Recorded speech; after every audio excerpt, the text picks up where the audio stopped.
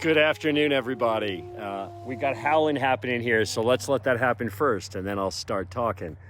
We've got Aku over here. You singing for us?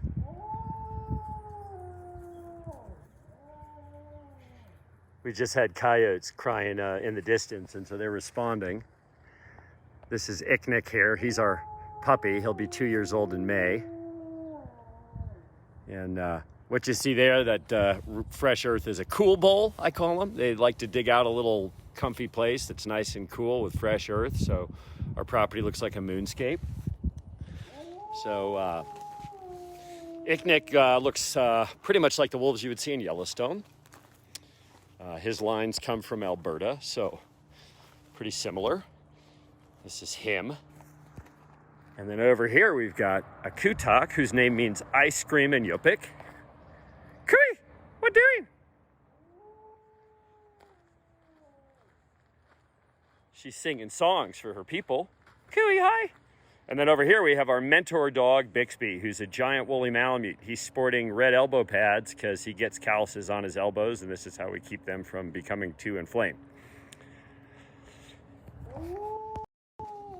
So I'm Oliver. Sometimes people call me the wolf guy because for the last 35 years I've been hands-on with wolves and high-content wolf dogs. Let me give you a tiny backstory how I got into this crazy lifestyle. So my family was in the cattle business, and my mom made this terrible mistake when I was about 4 years old. She read me a book called A Wolf of My Own, which is about a little girl who got a puppy and imagined it was a wolf. I'm way too literal for that. And that began an odyssey, which is now 49 years long, of me trying to understand this species and get as close to them as I can, which means now I live in their habitat. And I'll show you what that means. So, sorry for the big finger there. So this is our tiny little house. And I don't believe in segregating my life from the animals that I share it with. And so the house is contained within the entire habitat. There is a cross fence, so if I need to split animals off or bring a car in, I can. Right now, Bixby's making a cool bowl right next to Icknick. Bixby's the boss of everybody. We call him the sheriff, our King Wooly. So I got into this and made my poor mom drag me all over to Colorado to meet people with wolves so I could learn about the species. And it took me a long time to get a wolf of my own. I got my first actual wolf in 1988. And I write quite a lot about that on a website called Quora, Quora. You can find me there if you search any wolf-related content. I've pretty much answered a question. And so I'm really excited to be able to participate in this today. I'm super passionate about spreading the word about wildlife and getting people to think more about wildlife conservation.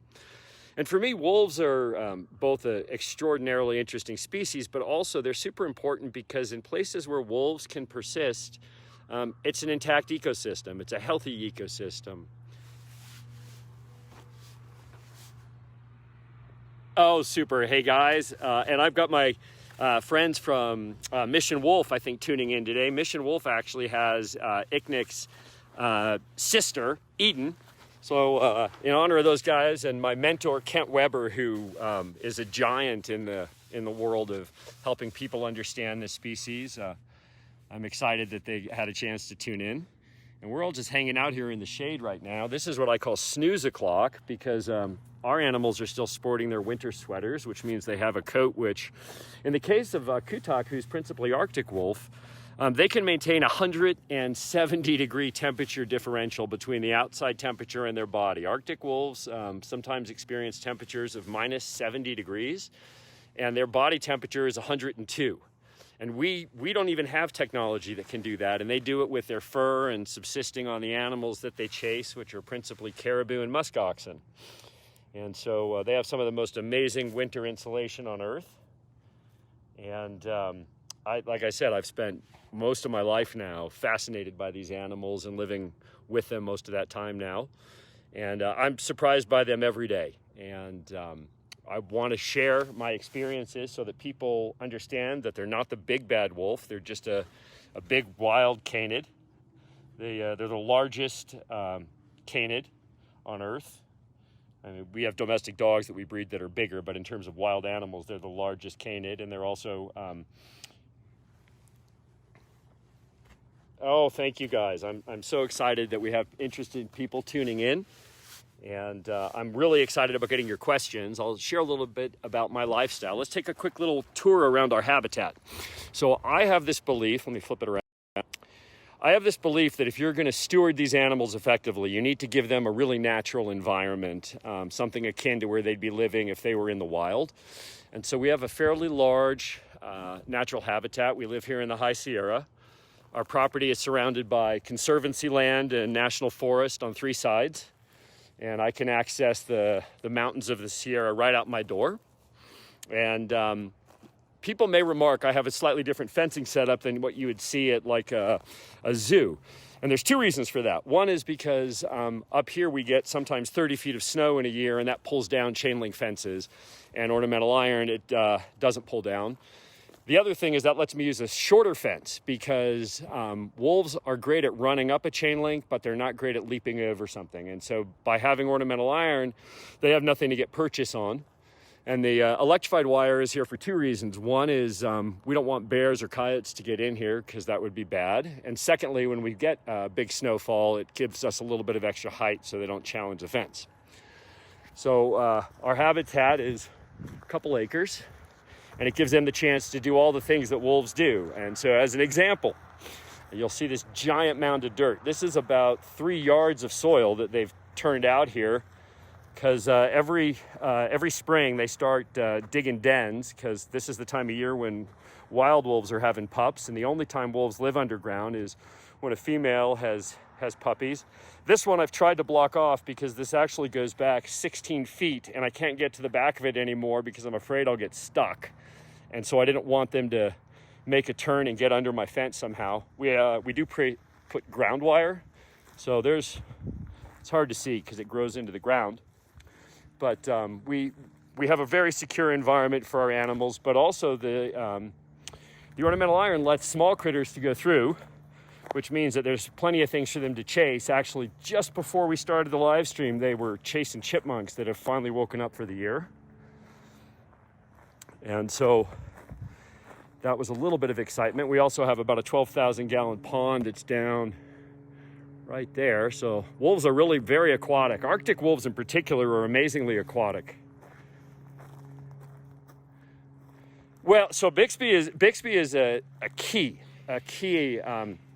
to our equation. Pam was asking about how Bixby makes the wolves' lives better. So I call Bixby my mentor dog, and he's a very solid, easygoing giant canid.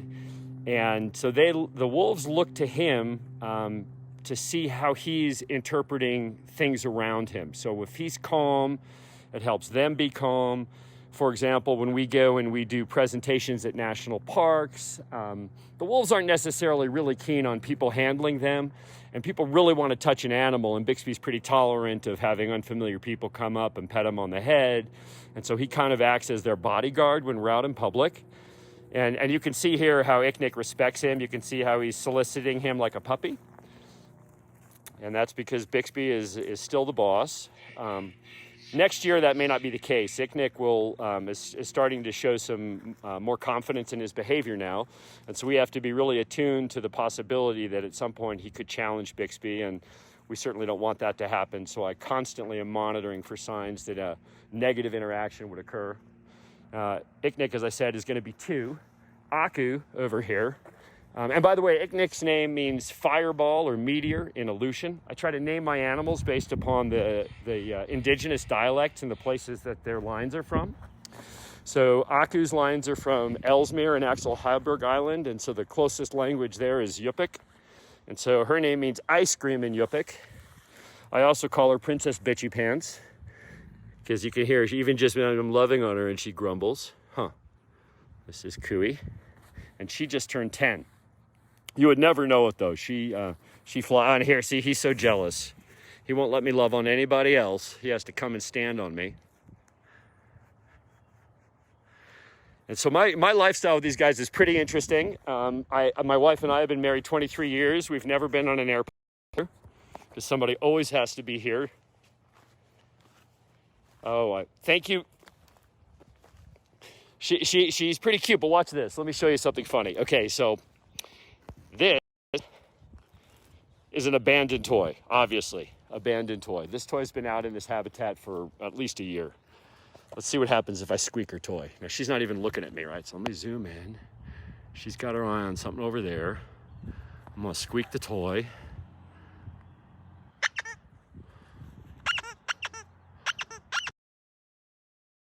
All right, hey everybody, looks like we had a little bit of technical difficulty here, probably pilot error on my end, because this is one of my first sessions doing this particular kind of live streaming. Although I regularly stream on Mammalz when I'm out. I take these guys out every day for a couple hours. It's my belief that this habitat, even though it's quite large, is not nearly large enough or interesting enough to give these kind of animals a life they deserve.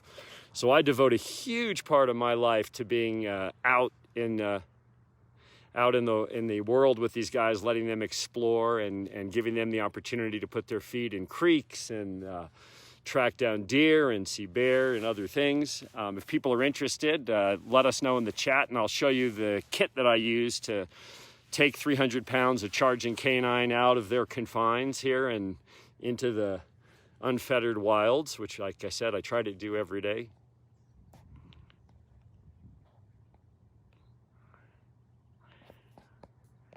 They're my family for sure.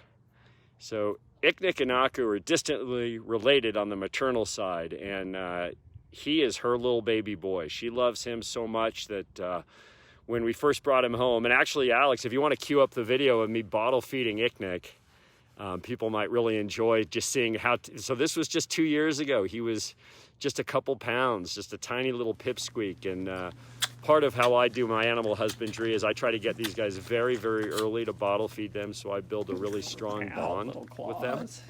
That helps me do the things I want to do. I'm part of their family from the beginning. So if you guys want to see that, that might be fun.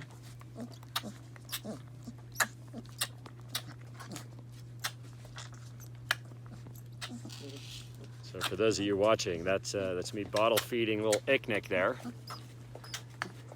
He's doing it, and, yeah. He's like, yes. That leaves permanent scars. Those tiny little claws are so sharp that people see my forearms and they ask if I have a personal mental health issue, and it's no, I have a personal bottle feeding a baby wolf issue is what happens to me.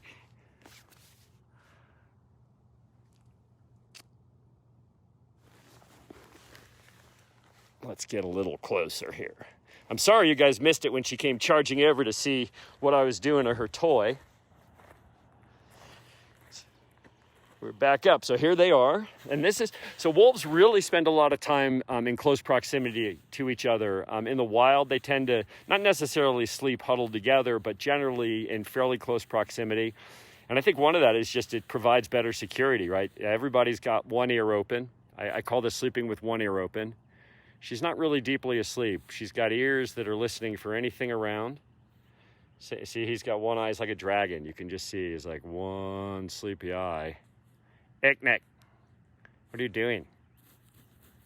See, but if I just scratch the earth, you can see the ears tune. Oh, what's happening?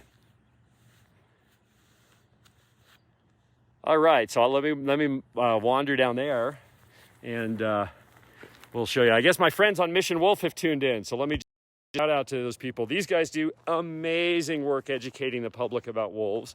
And as I said, they have Iknik's full sister, Eden, and she's a fireball too.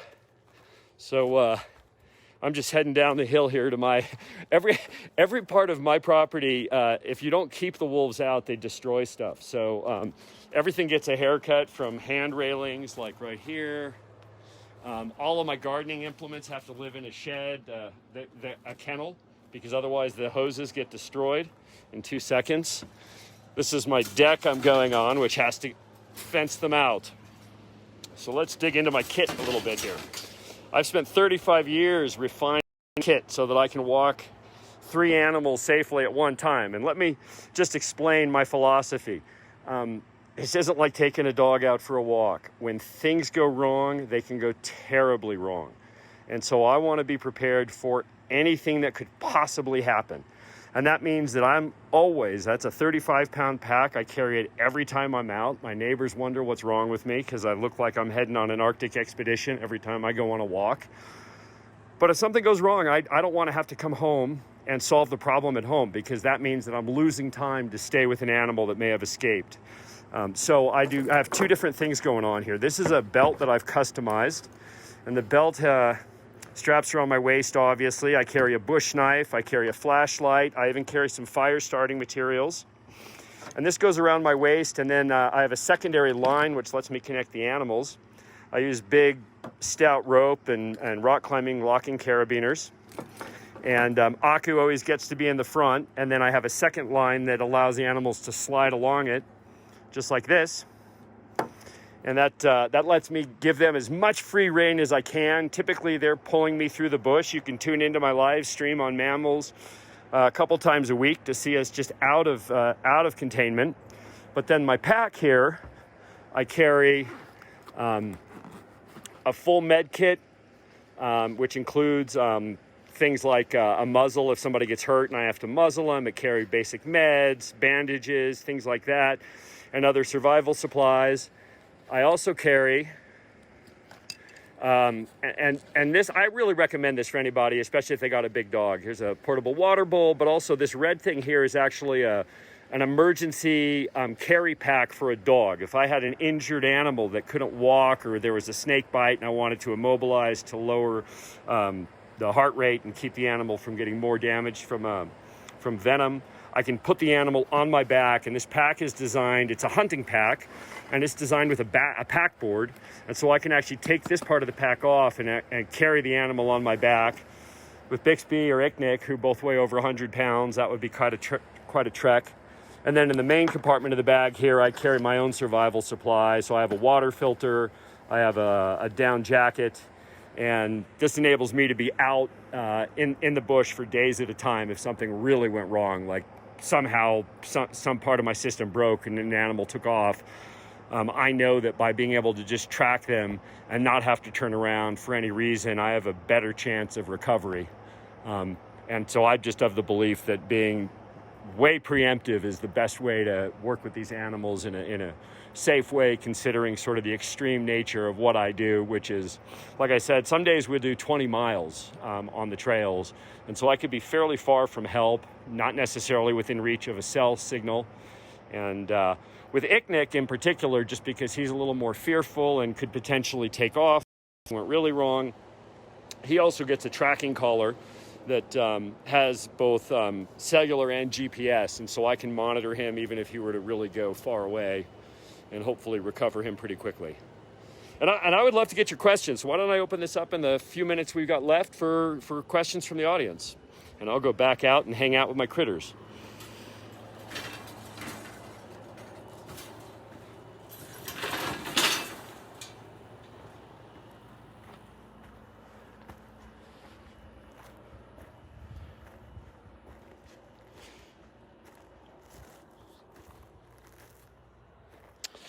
Mostly because I've experienced all the things that can go wrong. It's life, right? When you're working with these animals, the one thing that you're going to learn is that they always surprise you, and that the best you can do is try to be preemptive in imagining those surprises and then adapting to them when you experience them. And I'm sure the folks at Mission Wolf that are watching are nodding their heads, because they have, I think, 23 animals right now, which is a whole different deal than just 2. And so there's a lot that can go wrong. These animals are definitely a very different kind of a canid, and so their behaviors are much more extreme. So I just have these 2 plus Bixby. We're thinking about adding a pup to our family group this year if I can get the right animal. It's not so easy to do because I don't believe in buying these guys, and I'm not. So I would like to say that while I have this lifestyle, I don't encourage this lifestyle. These are not pets. This is an actual lifestyle that requires an incredible commitment. Properly stewarded, these animals can live up to 20 years. And so unless you're prepared to be completely devoted to something for a fifth of a human lifespan, they're probably not for you. And I rarely see private parties that do a good job. Some of the facilities do a wonderful job, but these are very specialized people that have made the same kind of commitment that I have.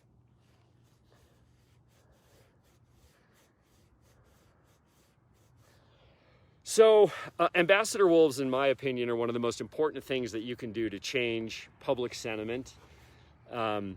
It's constantly a challenge, and unfortunately right now we're seeing a real backlash, a real anti-wolf backlash in the states where wolves have recovered, and they're once again being demonized. Montana has now liberalized their hunting and snaring and trapping and made it so anybody can pretty much kill a wolf anytime they want year-round, as many as they can get their hands on, which is completely nonsensical. And so people like myself, like Mission Wolf, like Wild Spirit Wolf Sanctuary, like the California Wolf Center and Wolf Haven, there's a bunch of really terrific facilities that are involved in educating the public and not convincing them that they're great pets, obviously, but just helping people to understand how important it is to have keystone species like wolves on the landscape for maintaining a healthy balance of predator and prey. And actually right now we have this issue, particularly in the West, which is chronic wasting disease. Sometimes it's called zombie deer disease. And this is a prion disease, which we have no means of stopping. We don't even understand this particular problem very well. We know that you can't really, when it gets into a place, it gets in the soil, and even burning it doesn't seem to stop it. And so the best defense against it is to keep the wild ungulate herds like elk and deer super healthy. And the best way to keep wild herds super healthy is with wolves. They specialize in taking out the weak animals. They're not trophy hunters, they're subsistence hunters, and they're opportunists. And opportunists look for the easy meal. They don't look for the healthy bull elk that's got 12 points. They look for the limping ancient matriarch that no longer can bear young and who has chronic wasting disease. And if these states that are engaged in this sort of anti-wolf rhetoric right now don't wake up, they're going to end up with no elk to hunt. And eventually this disease could easily spread to domestic livestock like cattle and sheep. And then we've got a global health emergency. It would make a coronavirus pandemic seem rather trivial, because at least we have a way of dealing with coronavirus, but we don't even know how to deal with prions. For sure. Oh no. So yeah, Tanya's asking about jumping the fence. So, oh no. At the beginning of the stream, we talked a little bit about the kind of fencing that I use. This is a strategy that's born out of 35 years of keeping these animals safe. And so I've been at this particular location with this particular setup now for 7 years. And so far, we've never had a containment breach. And I do have my property festooned with cameras for the protection of the animals, and so that from the house in the winter or whatever, I can get eyes out there and see what's going on, and make sure that I wake up in the middle of the night almost every single night, and I'm like, where's everybody? And I flip on the cameras, and I can see what's going on.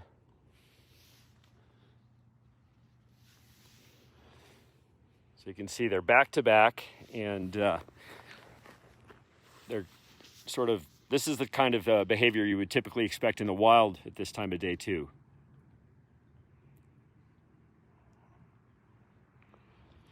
So Aku has been on stage and is in front of as many as 10,000 people. Icknick has typically been quite a bit shyer. And this is actually also a byproduct of their subspecies. So Arctic wolves have not really been persecuted by humans. They're just in too remote a location, so they really aren't hunted. And that means that there hasn't been a selection against wolves that are more curious towards unfamiliar creatures. And so a lot of people work with Arctic wolves as ambassadors because they're easier to socialize to strangers, versus wolves that have been dealing with humans, taking them out for decades and generations. Both of them are social to people they know, and a little bit aloof to people they don't know. So I typically don't allow a lot of public interaction, although there are definitely, like Mission Wolf, I was just looking at their video earlier today, and they had 12 people This is a wonderful question. Yeah. So in previous locations, I have struggled with neighbors, and I will tell you that when I went to buy this property, there's only a single house. It's this one right here that's adjoining. And before I bought the property, I talked to the owners of the property and made sure that this was something that they would feel okay with. And it's turned out that because there's a lot of vacation homes here, we're an attraction.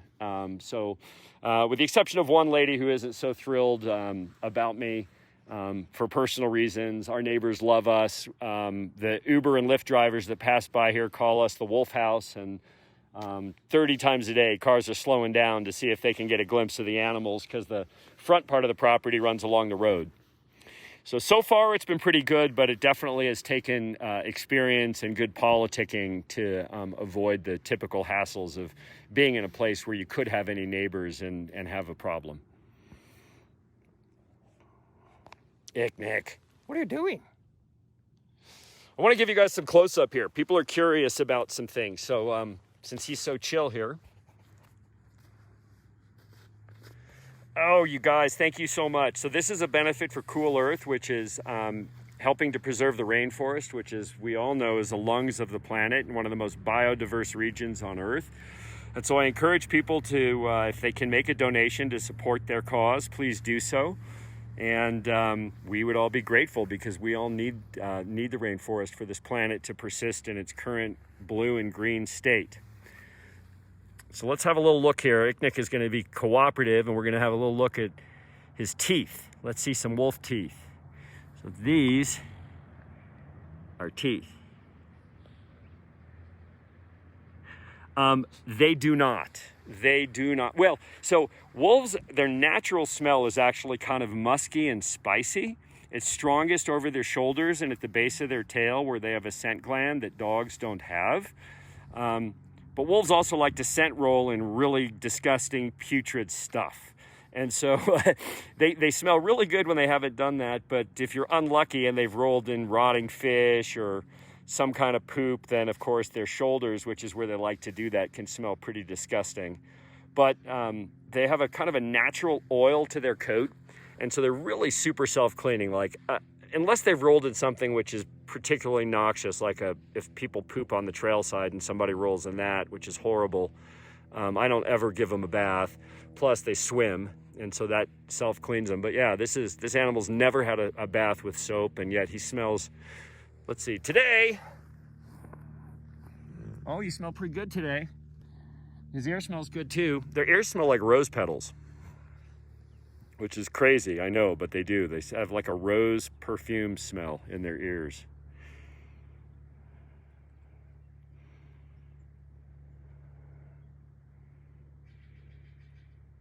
And we're listening to Steller's jays. We have nesting Steller's jays on the property every year, and they're making big noise.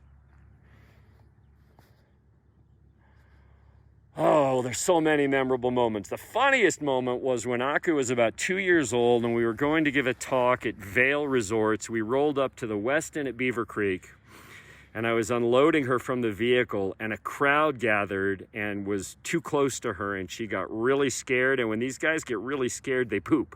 It's called a fear poop. And she fear pooped a big old load, which usually fear poop is not like a solid poop either. It's pretty terrible. And she did that right in the entryway to the West End at Beaver Creek. So that was pretty memorable. I would say the most memorable personal experience was when I made a huge mistake with an animal that I didn't bottle feed, and he almost killed me. And I've written about that on Quora. I'll put a link to that in my Mammalz, my feed, so that people could check it out. But that was personally my most memorable moment because it was the most serious thing that I've ever encountered. And it also taught me, in the most personal terms imaginable, just how fast and just how powerful these animals are. I mean, there just isn't a dog on the planet that does what they do. I mean, Nick's nickname is BK, which stands for bison killer, because the animals where he's from specialize in killing buffalo. And those are 2,000-pound charging animals. So they're definitely a different deal. They're phenomenally strong. They're super fast. And if it was winter right now and they were cold. Oh, thank you, Beth. That's so awesome. You guys are amazing. And I really appreciate all the people that have tuned in to this. I'm hoping that Mammalz will really take off, because I think that we need more nature and less first-person shooters out there.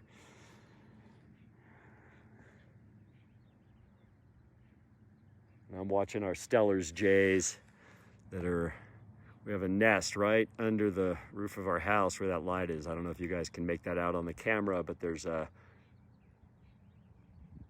oh yeah, you know, before we roll off, this is another memorable experience actually, folks. So when I first got Icknick, a few months after he was out in the habitat full time, he disappeared and I couldn't figure out where he is. And the video we're about to queue up is exactly where he ended up, and shows you one of the reasons why these are not good pets.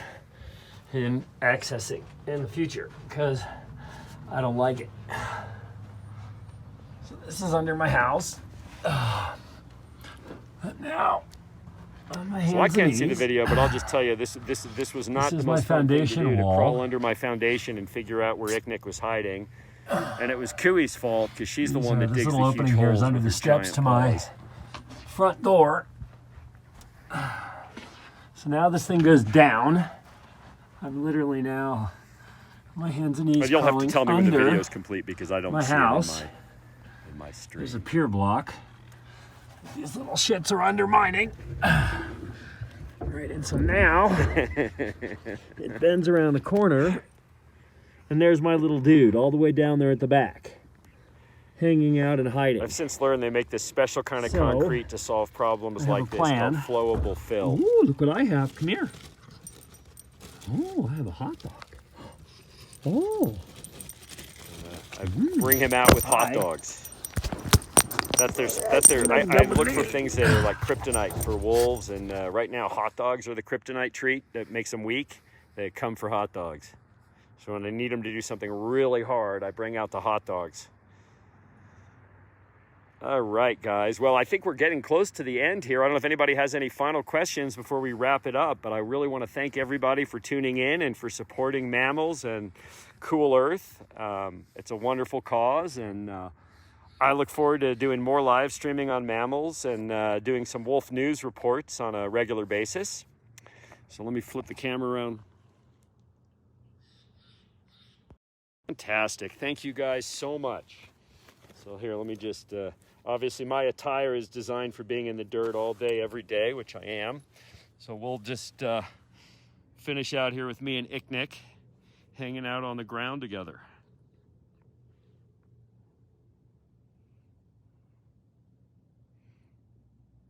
And I'm lucky, he's super tolerant of the camera, because this is about an inch from his face.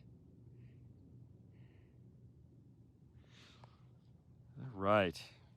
So guys, thanks again for tuning into this, and I hope you enjoy the rest of the afternoon with the Mammalz community. That's a bunch of amazing creators that have really great knowledge. Oh, it's my pleasure. I love sharing my life with these animals with people, and hopefully fostering more tolerance for wolves. If they want to. Aku always slept indoors with me until Icknick grew old enough to sleep outdoors, and then she's chosen mostly to sleep outside with him, although if the weather is cruddy and drippy, she'll come and sleep in my bed with me. And some other time we'll do a live stream from the house so you can see what it's like to live in a wolf house, because everything I own has moving blankets on it.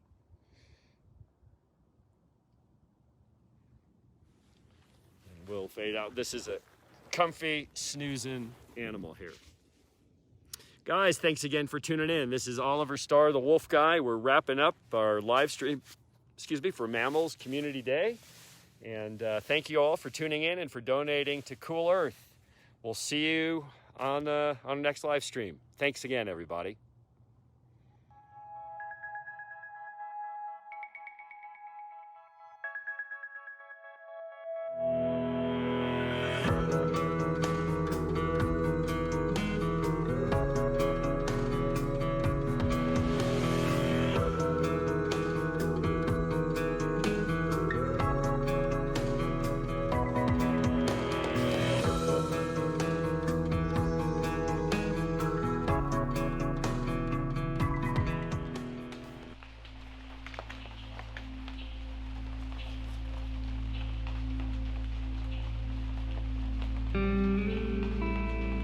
Deep in the forests of northern Vietnam lives a primate that most people don't even realise exists.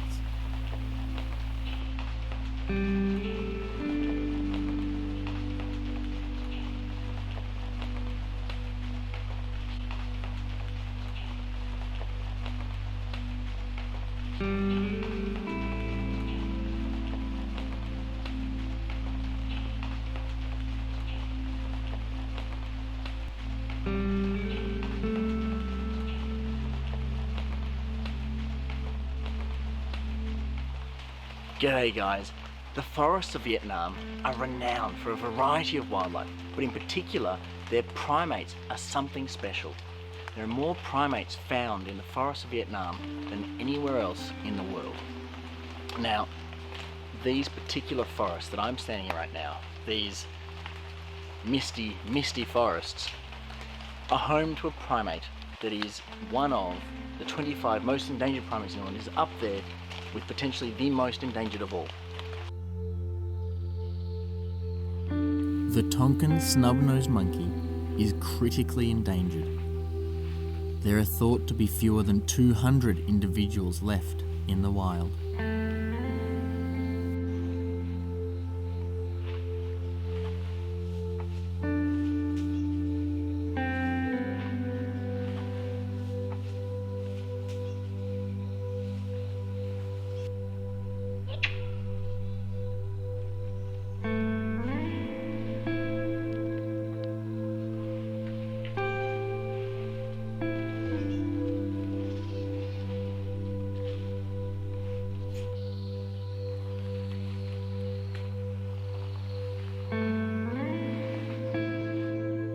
Sadly, humans are their greatest threat.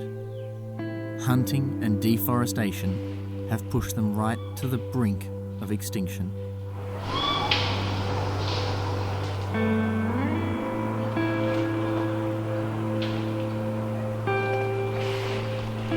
This is the last viable population. Without this area, these monkeys go extinct.